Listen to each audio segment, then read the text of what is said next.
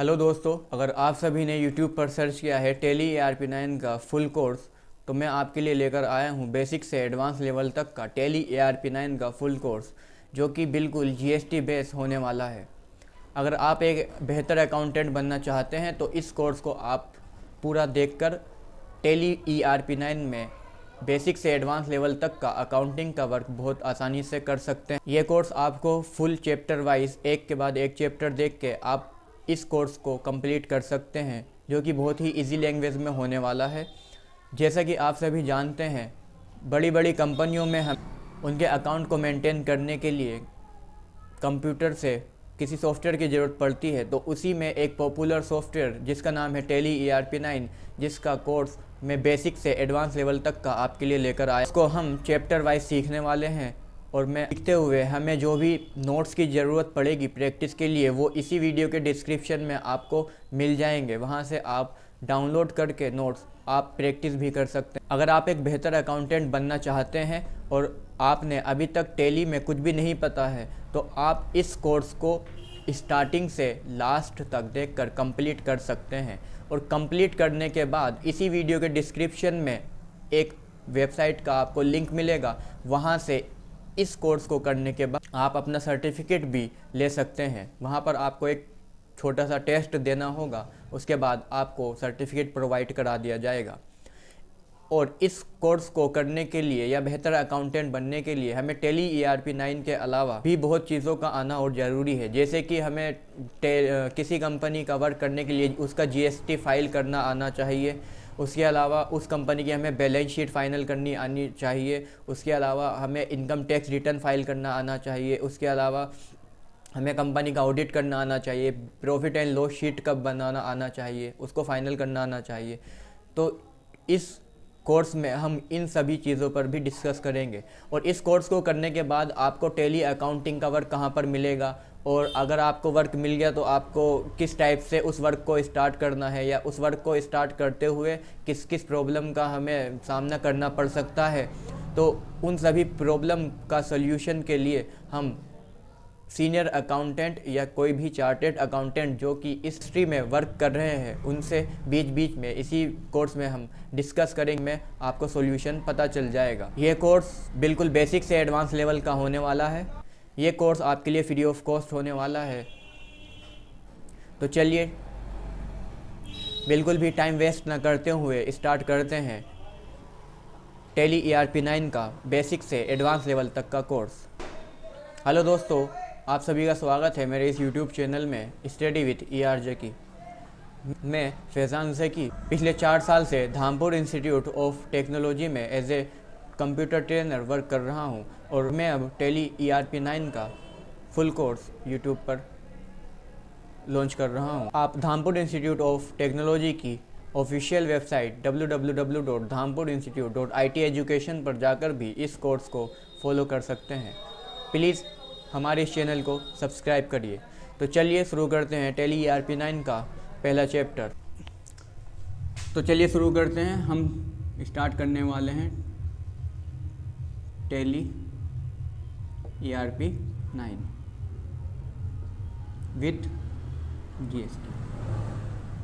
Tally के software को start करने से पहले हम समझ लेते हैं कि अकाउंटिंग क्या है। अकाउंटिंग का मतलब होता है, जैसे हमारा कोई एक बैंक में अकाउंट है, उस अकाउंट में हमने क्या किया, पैसा जमा किया, मान लो 5,000 रुपये, और फिर हमने पैसा निकाला, मान लो 2,000 रुपये, और अब हमारा बैलेंस रह गया है 3,000 रुपये। तो हम अपने अकाउंट में क्या कर रहे हैं, ये अंकों को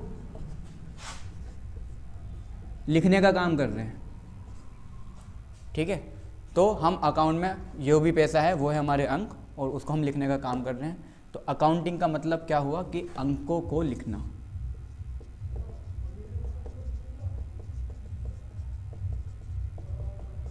अब हमें अंकों को लिखने की क्यों ज़रूरत है, क्योंकि बिजनेस में होने वाले जो भी लेन देन होते हैं, बिजनेस में जितने भी हमारे लेन देन होंगे वही सब हमारे क्या होते हैं, हमें मेंटेन करना पड़ता है। मेंटेन करने के लिए हमें कुछ बुक बनानी पड़ेगी।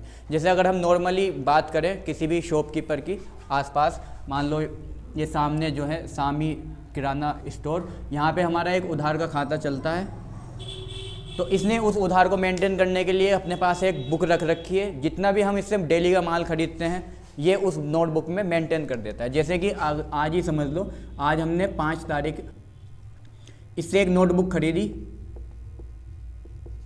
50 रुपये की, फिर हमने एक पेन खरीदा 20 रुपये का, तो इसके टोटल हो चुके हैं अब हमारे पास ऊपर 70 रुपये। तो ये बिजनेस में होने वाला जो भी लेन देन है उसी को लिखने को हम क्या बोलते हैं, अकाउंटिंग। अब इसमें से मैंने यहाँ पे इनको जमा कर दिए 30 रुपये, और अब ये हमारे बाकी रह गए हैं 40 रुपये। तो जो सामने वाले दुकानदार हैं ये अपने बिजनेस में होने वाले लेन देन को एक बुक में नोट करते हैं, तो इसी को बोलते हैं हम अकाउंटिंग।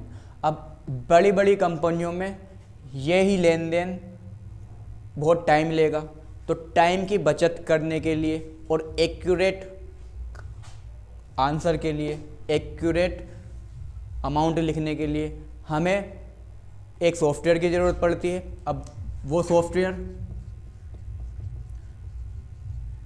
कोई सा भी हमारा हो सकता है। उस सॉफ्टवेयर में अगर हम बात करें तो एक सॉफ्टवेयर हमने अभी अभी सीखा था जिसका नाम था दूसरे सॉफ्टवेयर की अगर हम बात करें जिसको अब हम सीखने वाले हैं उसका नाम है टैली। तो एक्सेल और टैली, तो ये जितना भी वर्क है हम एक्सेल में भी कर सकते हैं, ये जितना भी वर्क है हम टैली में भी कर सकते हैं। एक्सेल में अगर इस वर्क को हमने करना है तो एक्सेल में इस वर्क को करने के लिए हमने अलग अलग शीट को रेडी करना पड़ेगा। जैसे कि अगर सपोज कर लो हमने माल को ख़रीदा, तो माल को ख़रीदने को बोलते हैं परचेस, माल को बोलते हैं गुड्स। तो माल को ख़रीदने की एक अलग शीट जैसे कि हमने बनाई थी, स्टॉक को मेंटेन करने की एक अलग शीट, पेमेंट करने की एक अलग शीट, रिसिप्ट करने की एक अलग शीट, ठीक है, और सेल करने की एक अलग शीट, और कैश की एक अलग शीट, और बैंक की एक अलग शीट। तो ये जितना भी हमारा अकाउंटिंग का वर्क है ये हम एक्सेल में भी कर सकते हैं, बट एक्सेल में अगर हम इस वर्क को करते हैं तो हमारा टाइम वेस्ट होगा, पहली चीज़। दूसरी चीज़, इसमें सारा का सारा फंक्शन जो है हमारा फॉर्मूला बेस है, हमें फॉर्मूले लगाने पड़ेंगे, जबकि टैली में ऐसा नहीं है। टैली में ये शीट जितनी भी है ये ऑटोमेटिकली बनी बनाई है। अगर हमने परचेस करना है तो परचेस की शीट टैली में बनी बनाई है, हमने पेमेंट करना है पेमेंट की शीट टैली में बनाई बनाई है, रिसिप्ट करना है रिसिप्ट की शीट भी बनी बनाई है, सेल करना है सेल की शीट भी टैली में बनी बनाई है। कहने का मतलब ये हुआ जितना भी हमने अकाउंटिंग का काम मैनुअली करते हैं उसको अगर हमने कंप्यूटर से करना है तो कंप्यूटर में करने के हमारे पास 2 तरीके हैं, और भी तरीके हैं। उसमें से एक तरीका जो कि हम एक्सेल अभी सीखा था उसमें हमने देखा था कि अलग अलग हमें शीट बनानी पड़ती थी और फॉर्मूले लगाने पड़ते थे।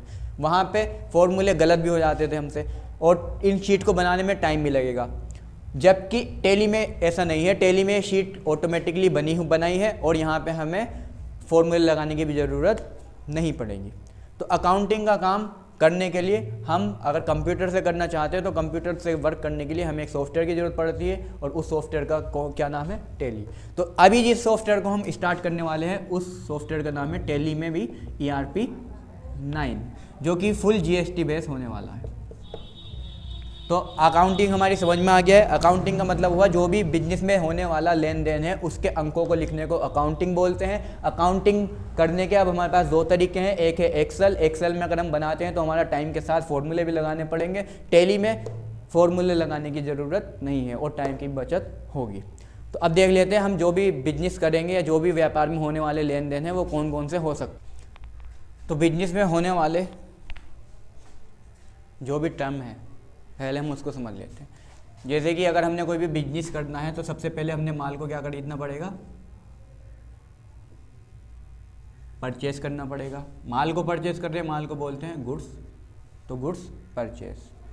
दूसरा, जब हम माल को खरीदेंगे तो फिर उसको हम सेल भी करेंगे, तो सेल्स गुड। उसके बाद जब हम माल को सेल करेंगे तो हमारे पास पैसा आएगा, तो पैसे को हम करेंगे रिसीव। जब हमने माल परचेस किया तो हमें पैसा देना पड़ेगा, तो हम करेंगे पेमेंट। उसके बाद यही पैसा अगर हमने बैंक में जमा करना है तो हमने एक बैंक में अकाउंट खोलना पड़ेगा, ठीक है, तो बैंक का अकाउंट खुलेगा हमारा।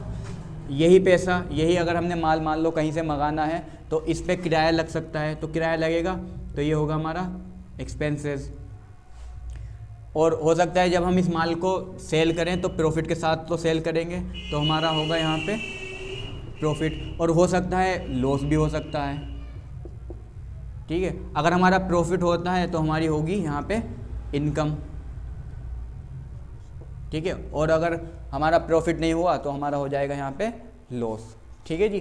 तो और भी बहुत सारे टर्म हो सकते हैं, जैसे कि स्टॉक।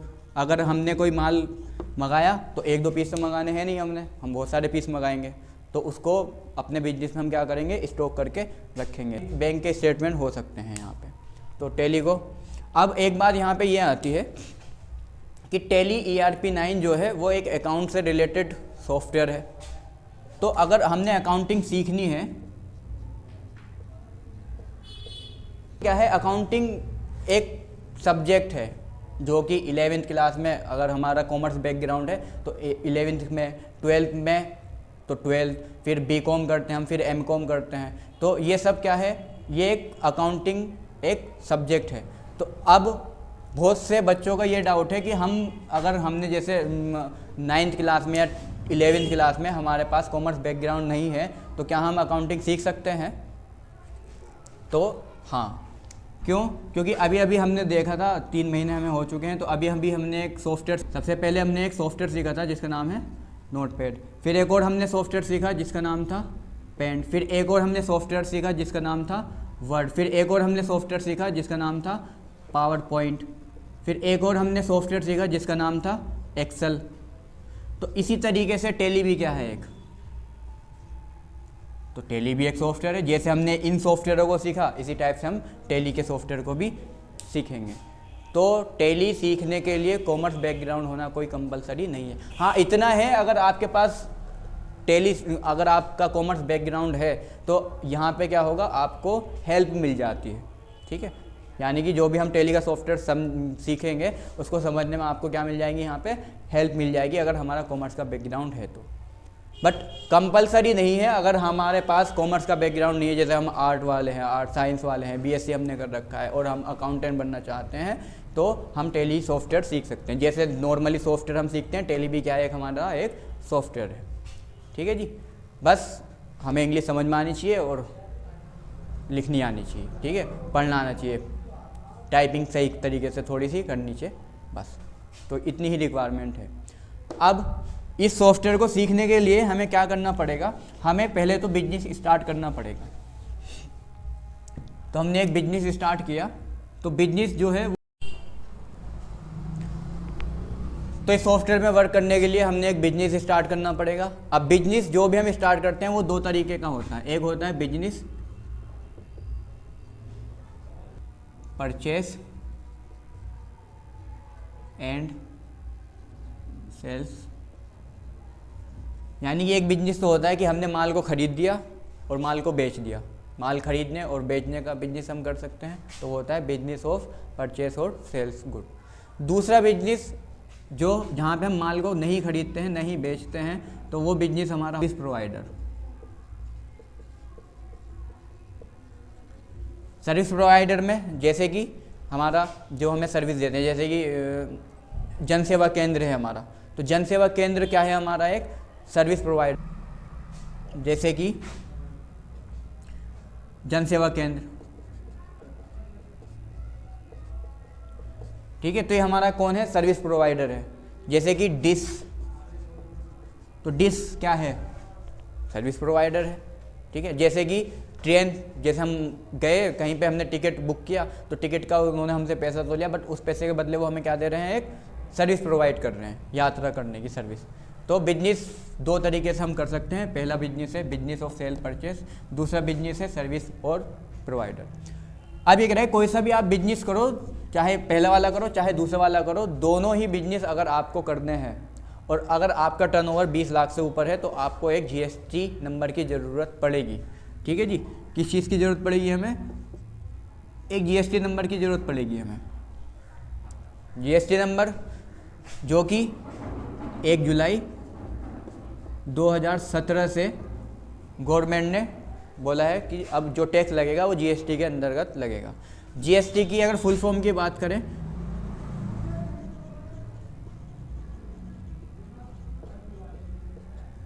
तो गुड्स एंड सर्विस टैक्स। जी का मतलब जो हम गुड्स को खरीदते और बेचते हैं उस पर लगने वाला टैक्स। एस का मतलब जो हमारा सर्विस है उस पर लगने वाला टैक्स। तो जीएसटी का फुल हो गया गुड्स एंड सर्विस टैक्स, जो कि 1 जुलाई 2017 के बाद से हमारे ऊपर एप्लीकेबल हो गया। कब? जब अगर हमारा बिजनेस का टर्नओवर 20 लाख से ऊपर है। तो अगर हमने कोई सा भी बिजनेस करना है और उसको बड़े लेवल पे लेके जाना है तो हमें एक जीएसटी नंबर की ज़रूरत पड़ने वाली है। अब जीएसटी नंबर अगर हमें चाहिए तो जीएसटी नंबर के लिए उसके लिए हमें कुछ डॉक्यूमेंट की ज़रूरत पड़ेगी। अगर हमने जीएसटी नंबर लेना है तो उस डॉक्यूमेंट में आप अपना आधार कार्ड, एक आपके पास पैन कार्ड, पिक, पैन कार्ड होना चाहिए, आधार कार्ड होना चाहिए, आपकी पिक होनी चाहिए। जहाँ पे आपने बिजनेस करना है वहाँ पे उस शॉप का रेंट एग्रीमेंट, अगर रेंट की है तो, और पर्सनल है तो वहाँ पे आप जो इलेक्ट्रिसिटी बिल है वो भी दे सकते हैं। ठीक है। इसके अलावा एड्रेस प्रूफ, इसके अलावा नॉर्मली जो हमारे पास डॉक्यूमेंट है वही हमने देने हैं। जीएसटी नंबर अप्लाई कर देंगे, हम तहसील से जाके अप्लाई कर सकते हैं, जन सेवा केंद्र से अप्लाई कर सकते हैं, और हमसे अगर मोबाइल से हम खुद कर सकते हैं तो खुद हमने अप्लाई कर दिया। 1 महीने का अपना प्रोसेस होगा जीएसटी नंबर का, उसके बाद हमें जीएसटी नंबर मिल जाएगा। अब जो जीएसटी नंबर हमें मिलेगा वो किस टाइप से होगा? जैसे अगर मैं यहाँ पे बात करूँ तो हम उत्तर प्रदेश में हैं, तो उत्तर प्रदेश का अगर जीएसटी नंबर की बात करें हम तो इस टाइप से कुछ नंबर होगा।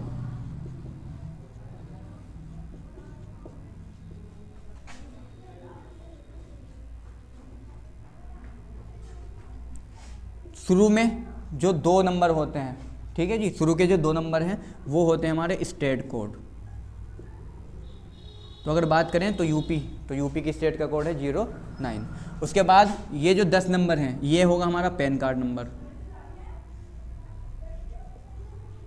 उसके बाद 3 नंबर और होंगे। ये जो 4 नंबर है इन चारों में से कोई सा भी बाय डिफ़ॉल्ट एक नंबर हो सकता है, 0, 3, 6, 2, तो मान लो वो नंबर है 0। उसके बाद बाय डिफ़ॉल्ट यहाँ पे हमेशा जेड ही रहेगा। उसके बाद एक नंबर यहाँ पे कुछ भी हो सकता है, ABCDEFGHIJKLMNOPQRSTUVWXYZ, यहाँ पे कुछ भी हो सकता है। तो अगर हम बात करें तो हमारा ये जीएसटी नंबर का फॉर्मेट लिखा है, जो कि हमारा कितने नंबर का होगा? 15 नंबर का होगा, जिसमें शुरू के 2 नंबर होंगे स्टेट कोड, बाद में होगा पैन कार्ड, वापस होगा हमारा 4 डिजिट में से कोई सा भी एक डिजिट हो सकता है। यहाँ पे बाय डिफ़ॉल्ट जेड रहेगा, यहाँ पे कुछ भी हो सकता है। तो अब हम परचेस गुड्स करना है या सर्विस प्रोवाइडर वाला करना है, तो उसी के हिसाब से हमने जीएसटी नंबर ले लेंगे। अब हमें मिल चुका है जीएसटी नंबर। अब हम बिजनेस करना करते हैं स्टार्ट।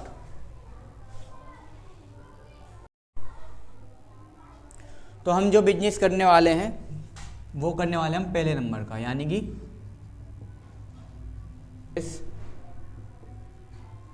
And sales goods. हम पहला वाला बिजनेस करने वाले हैं, हमने जीएसटी नंबर ले लिया है। अब यहाँ पे जब हम माल को खरीदेंगे या हम माल को बेचेंगे तो खरीदते हुए भी कुछ टैक्स लगेगा, बेचते हुए भी कुछ टैक्स लगेगा, और हो सकता है कुछ ऐसे आइटम है जिस पे कुछ भी टैक्स नहीं लगता हो। तो टैक्स लगने के स्लैब की बात करें तो पहले हमारा लगता है 0% का टैक्स, फिर आइटम पे लगता है 5% का टैक्स, फिर लगता है 12% का टैक्स, फिर बात करते हैं तो 18% का टैक्स लगता है, फिर बात करते हैं तो 28% का टैक्स लगता है। तो ऐसे मटेरियल जिन पे जो 0% का टैक्स लगता है, जैसे कि हमारा एग हो गया, हनी हो गया, ठीक है, या कोई भी खाद वाला जो मटेरियल होते हैं हमारे, ठीक है, तो खाद वाले जो मटेरियल होते हैं उन पे गवर्नमेंट 0% का टैक्स हमारा लगाती है। 5% की कैटेगरी की बात करें तो जैसे टी हो गया, स्पाइस वाले कुछ आइटम हो गए, और हमारा शुगर हो गया, और भी बहुत सारे हैं। तो 5% की कैटेगरी वाले आइटम। उसके बाद अगर हम 12% की बात करें तो 12% में हमारा हो गया हैंड बैग जैसे, ठीक है। और अगर हम 18% वाले की बात करें तो इसमें हो गया हमारा कोई भी इलेक्ट्रिसिटी आइटम, इसमें हो गया ड्राई फ्रूट भी रहेगा यहाँ भी, ठीक है। तो ड्राई फ्रूट्स हो गए हमारे। 18% में हम बात करें तो इलेक्ट्रिकल जो अप्लायंसेस होते हैं,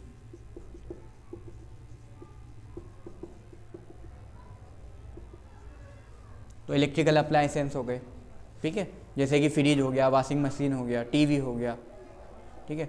आगे बात करते हैं 28%, तो फिनिशिंग के जो मटेरियल होते हैं, फिनिशिंग के मटेरियल का मतलब जैसे कि एसी, यानी कि जो लग्जरी आइटम होते हैं उन पे जो टैक्स लगता है वो 28% का टैक्स लगता है, ठीक है। फर्नीचर हो गया हमारा, फिनिशिंग वाले, तो जितने भी हमारे फिनिशिंग वाले मटेरियल होते हैं वो सब हमारे क्या होते हैं, 28% के टैक्स के अंतर्गत आते हैं। अब ये टैक्स स्लैब हमें कहाँ पे मिलेगा, तो हम गूगल पे जाके टैक्स का इस स्लैब को देख सकते हैं, ठीक है, कि 0% में कौन सा आइटम आना है, 5% में कौन सा आइटम आना है, 12% में कौन सा आना है, 18% में कौन सा आना है और 28% में हमारा कौन सा आइटम आना है, ठीक है जी। तो अब हमें पता चल गया हमने कौन सा बिजनेस करना है, कितने कितने % उस पर टैक्स लगेगा। अब टैक्स किस टाइप से लगेगा, तो जब हम माल को खरीदते हैं, तो जब हम माल को खरीदेंगे तो हमारे पास एक बिल आएगा, ठीक है, उसके अंदर जो टैक्स लगा हुआ मिलेगा वो टैक्स होगा हमारा इनपुट टैक्स। यानी कि जब भी हम बिजनेस तो जब भी हमने माल को खरीदा तो माल को खरीदते हुए ऊपर एक टैक्स लगेगा जो कि होगा हमारा इनपुट टैक्स। अब जब हम इस माल को बेचेंगे, यानी कि हमने अब किया इसको सेल करते हुए हम एक टैक्स लगाएंगे इस पे, मतलब एक टैक्स लगता है सामने वाले को जब हम बिल देंगे, तो वो टैक्स होगा हमारा आउटपुट टैक्स, ठीक है जी। अब सपोज करो वो आइटम जो है वो 1000 रुपये का हमने ख़रीदा, उस पर 100 रुपये का टैक्स लगा, जो कि होगा हमारा इनपुट टैक्स, और ये आइटम हमारा हो गया 1100 रुपये का। अब जब हम इसको सेल करेंगे, यानी कि जब हम इसको क्या करेंगे, बेचेंगे, तो हम 1100 का तो हमने ही खरीदा था, 150 रुपये का हमने इस पे मार्जिन रखा, और अब ये आइटम हमने बेचा है 1250 रुपये का। तो जो हमने यहाँ पे टैक्स दिया था 100 रुपये का, वो टैक्स तो हमें वापस मिल चुका है, ठीक है जी। तो ये हो गया हमारा आउटपुट टैक्स। अब जो हमारा इस पे 150 रुपये पे टैक्स बनता है, उस टैक्स को हमने किसको देना पड़ेगा, गवर्नमेंट को पे करना पड़ेगा, पे टू गवर्नमेंट। तो इस टाइप से कुछ टैक्स का कैलकुलेशन हमने करना है, ठीक है। तो हम अब अकाउंटिंग सीखने वाले हैं। अकाउंटिंग सीखने के हमारे पास 2 तरीके हैं, मैनुअली भी सीख सकते हैं और सॉफ्टवेयर में भी सीख सकते हैं। सॉफ्टवेयर में अगर अकाउंटिंग सीखने की बात करें तो 2 सॉफ्टवेयर हमारे पास हैं, एक का नाम है एक्सेल, एक का नाम है टैली। एक्सेल में सीख करने के लिए फॉर्मूले और टाइम ज़्यादा लगेगा, टैली में फॉर्मूले लगाने की ज़रूरत नहीं है, और टैली में सीट सारी बनी बनाई है। अब उसमें बिजनेस करने के लिए हमें बिजनेस डिसाइड करना पड़ेगा, हमने कौन सा बिजनेस करना है। तो बिजनेस ऑफ गुड्स या सर्विस प्रोवाइडर, दोनों ही बिजनेस को करने के लिए हमें ज़रूरत पड़ेगी एक जीएसटी नंबर की, ठीक है जी। तो जीएसटी नंबर के क्या क्या डॉक्यूमेंट है, हमने जीएसटी नंबर भी ले लिया है। अब जीएसटी लेने के बाद हमें पता होना चाहिए कि जीएसटी किस हिसाब से लगेगा, तो उसका टैक्स स्लैब भी हमारे पास आ चुका है 05, 18, 28, ठीक है जी। अब इसके बाद हमें पता होना चाहिए कि जब हम माल खरीदते हैं तो उसको इनपुट टैक्स, जब बेचेंगे तो आउटपुट टैक्स, जो भी बचा वो हो गया हमारा पेड टू गवर्नमेंट। इतना क्लियर है। तो अब क्या करते हैं, अब हम चलते हैं लैपटॉप पे चल के हम टैली सॉफ्टवेयर को इंस्टॉल करेंगे और उसमें एक कंपनी बनाएंगे, ठीक है जी। तो अब जब हमने कंपनी बनानी है तो कंपनी बनाते हुए हमें किस किस चीज़ का ध्यान रखना है, हम इसको एक बार देख लेते हैं और फिर चलते हैं अपनी लैपटॉप की स्क्रीन पर। तो हमने जो भी बिजनेस स्टार्ट करना है, सबसे पहले हमने उसका एक कंपनी का नाम देना होगा। तो हमने दे दिया, मान लो कंपनी का नाम हो गया हमारा डेमो प्राइवेट लिमिटेड, ठीक है जी। ये हो गया हमारा कंपनी का नेम हो गया। अब कंपनी के नेम के बाद हमें इसका एड्रेस देना होगा, तो हमने इसका एड्रेस दे दिया। तो एड्रेस हमने दे दिया यहाँ पे नगीना चौक, धामपुर।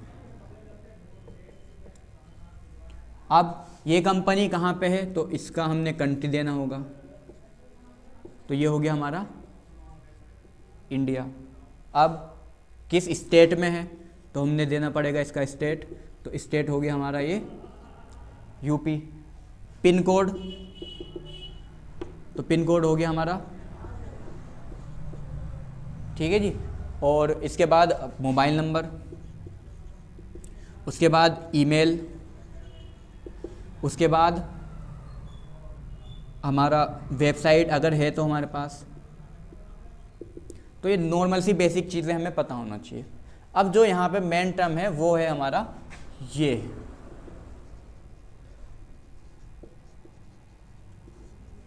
यानी कि जब भी हम अकाउंटिंग का वर्क करते हैं तो हमें पता होना चाहिए फाइनेंशियल ईयर क्या है। तो फाइनेंशियल ईयर की बात करें तो जैसे न्यू ईयर स्टार्ट होता है 1 जनवरी से 31 दिसंबर तक, तो ऐसे ही फाइनेंशियल ईयर होता है। वो जो हमारा स्टार्ट होता है, अगर अभी की बात करें तो अभी 1 अप्रैल 2022 से फाइनेंशियल ईयर स्टार्ट हो चुका है, जो वो फिनिश होगा 31 मार्च और 2023, ठीक है जी। जैसे कि नया साल होता है ऐसे ही अकाउंटिंग में वर्क करने के लिए हमें फाइनेंशियल ईयर का पता होना चाहिए। तो नॉर्मल सी चीज़ें हैं, कंपनी को बनाने के लिए हमें नाम, पता, एड्रेस वगैरह होना चाहिए, और हमारा फाइनेंशियल ईयर हमें पता होना चाहिए कि हमारी जो कंपनी है वो उसका फाइनेंशियल ईयर क्या है। उसके बाद हम इस पर पासवर्ड वगैरह भी लगा सकते हैं, ठीक है। तो कंपनी की डिटेल हमें मिल चुकी है। अब चलते हैं और टैली का सॉफ्टवेयर पहले इंस्टॉल करते हैं और फिर 1-2 कंपनी बना के देखते हैं, ठीक है जी। चलिए,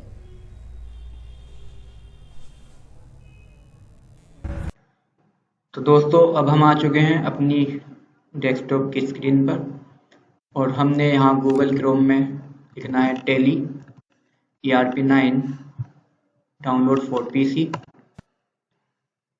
और यहाँ से tellysolution.com ये कंपनी हमें टैली का सॉफ्टवेयर प्रोवाइड कराती है। तो हमने लेना है यहाँ पे tally ERP9 free latest version. यहाँ से फ्री डाउनलोड फॉर PC पर क्लिक करना है, और ये हमारा टैली का सॉफ्टवेयर डाउनलोड होना स्टार्ट हो चुका है, ठीक है। ये देखिए हमारा ये डाउनलोड हो रहा है।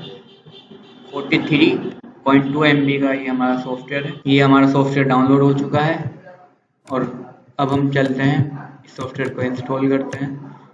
तो ये रहा हमारा सेटअप। हमने कहा इस पर राइट क्लिक किया, और राइट क्लिक करने के बाद रन एज एडमिनिस्ट्रेटर पे हम क्लिक करेंगे।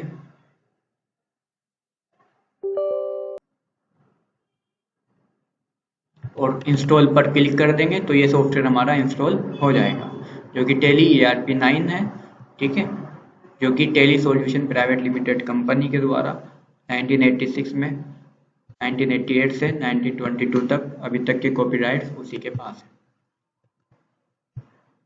तो मैंने इंस्टॉल करके ऑलरेडी रखा हुआ है। ये आपको डाउनलोड करने का तरीका मैं बता रहा था। तो चलिए अब हम इस सॉफ्टवेयर को ओपन करते हैं। सॉफ्टवेयर को ओपन करने के लिए हमने करना है इस पर राइट क्लिक करके हम यहाँ पे रन एज एडमिनिस्ट्रेटर पे करेंगे क्लिक। सॉफ्टवेयर इंस्टॉल होना स्टार्ट हो जाएगा।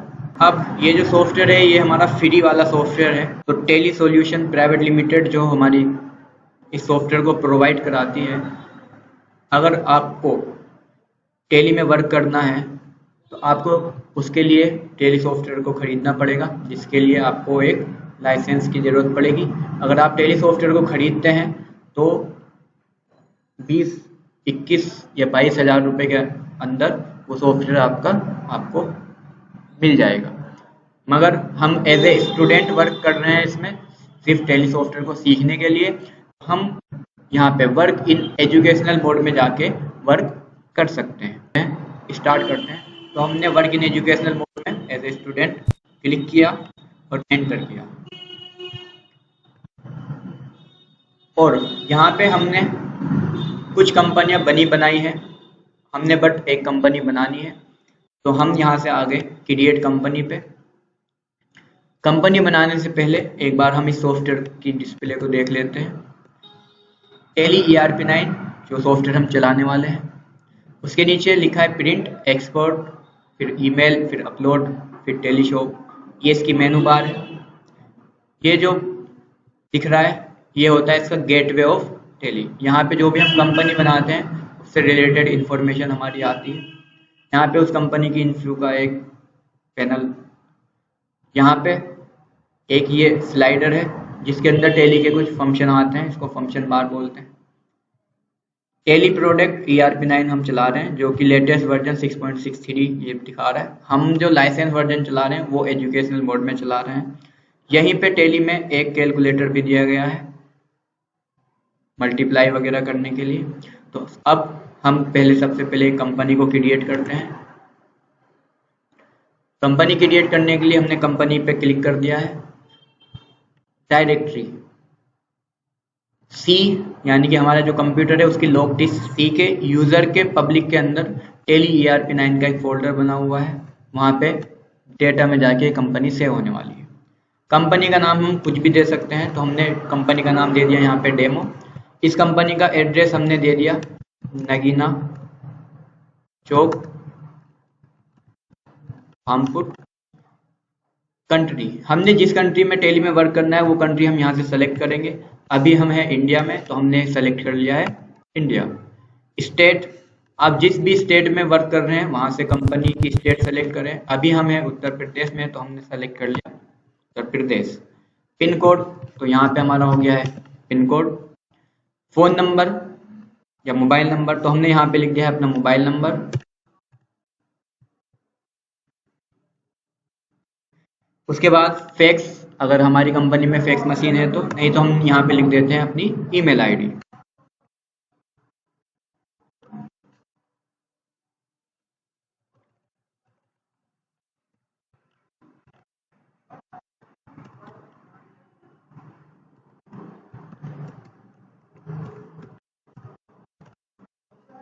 उसके बाद वेबसाइट,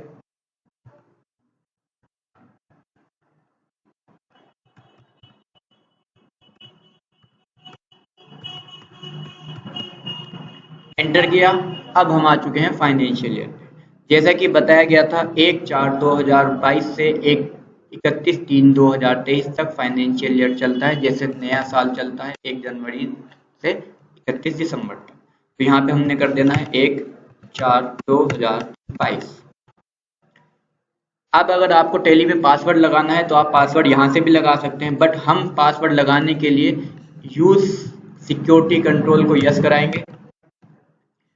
कंपनी को जो बंदा मेंटेन करेगा हमने उसका नाम यहाँ पे लिख देना है, तो हमने यहाँ पे लिख दिया मिस्टर डेमो।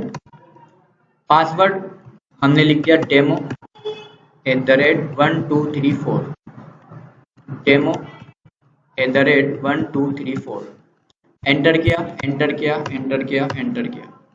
अब यहाँ पर हम हैं इंडिया में, इंडिया में सब करेंसी चलती है रुपीस, तो रुपीस का सिंबल लगा हुआ है। रुपीस को बोलते हैं इंडियन रुपीस, इसलिए इंडियन रुपीस लिखा हुआ है।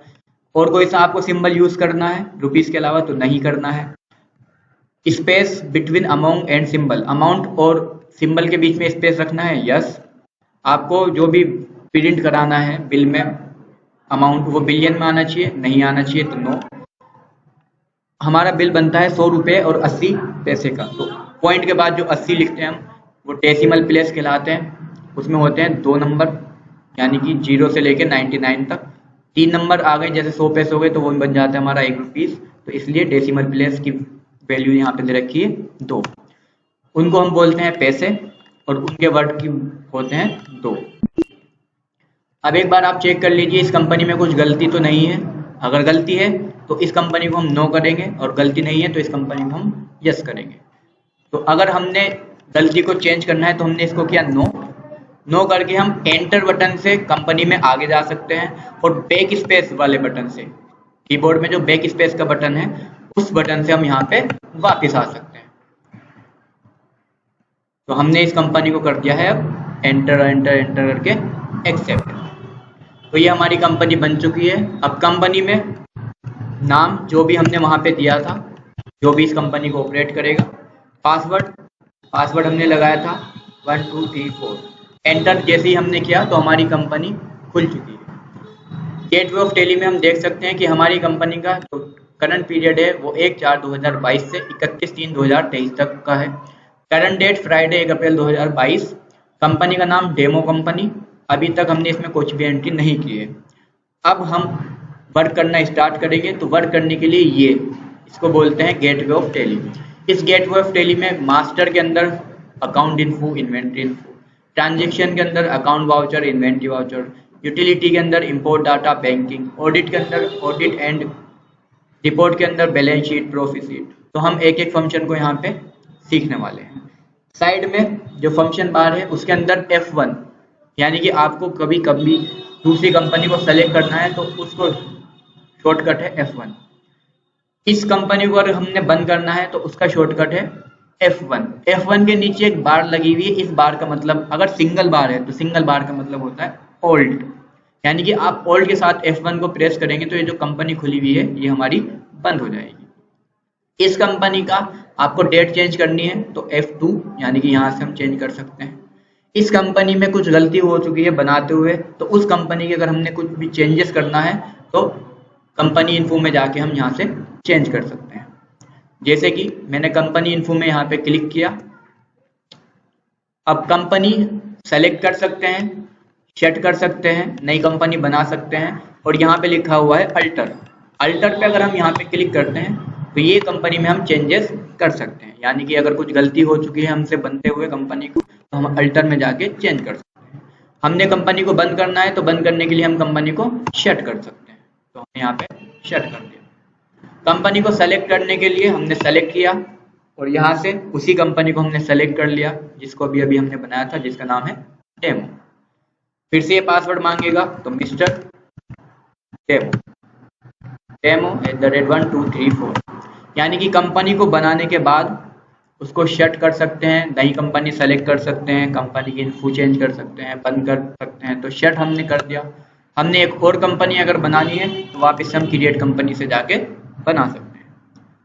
टैली में वापस आने के लिए, टैली में कहीं भी वापस जाने के लिए कीबोर्ड में जो पहला बटन होता है जिसपे ESC लिखा हुआ है, उस बटन से हम टैली में बैक जा सकते हैं। टैली के इस सॉफ्टवेयर को बंद करने के लिए भी हमने ESC बटन का ही यूज करना पड़ेगा। तो ESC बटन को हम एक बार प्रेस करते हैं और इसको अगर हम यहाँ पे यस पे क्लिक कर दें या एंटर कर दें या वाई दबा दें तो ये टैली का सॉफ्टवेयर हमारा बंद हो जाएगा। तो चैप्टर 1 हम यही समाप्त करते हैं। इस चैप्टर 1 में हमने देखा टैली का सॉफ्टवेयर कैसे इंस्टॉल करना है और कंपनी कैसे हमने बनानी है। जल्दी मिलते हैं नेक्स्ट वीडियो में, क्योंकि चैप्टर 2 होने वाला है। चैप्टर 2 में हम देखेंगे कि GST का फीचर हम कैसे अप्लाई करते हैं कंपनी में और किस टाइप से उसमें हम खरीद सकते हैं। तो प्लीज़ लाइक करिए, शेयर करिए और मेरे इस चैनल को सब्सक्राइब करिए। थैंक यू, मिलते हैं नेक्स्ट वीडियो में।